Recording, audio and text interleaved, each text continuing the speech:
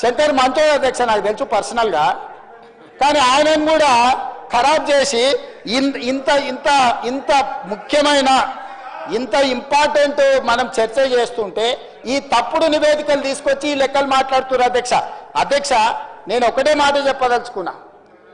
1931 కాదు, అంతకంటే ముందు 1941, 51, 61, 71, 81, 91, 2001, 2011 ప్రతి 10 సంవత్సరాలకు జనాభా లెక్కలు చేసింది అధ్యక్ష.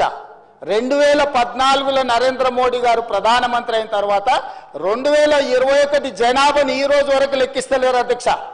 ఎందుకంటే వాళ్ళకి జనాభాను లెక్కించడం, బలహీన వర్గాలకు వాళ్ళ హక్కులు ఇవ్వడం భారతీయ జనతా పార్టీకి ఇష్టం లేదు అధ్యక్ష.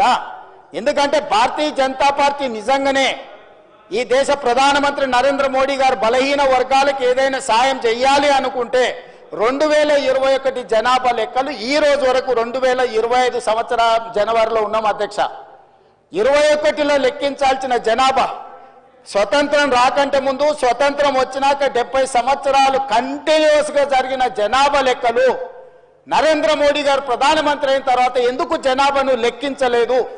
ఎందుకు మా మిత్రులు భారతీయ జనతా పార్టీ వాళ్ళు ఈరోజు నరేంద్ర మోడీ గారు జనాభాను లెక్కించలేదు?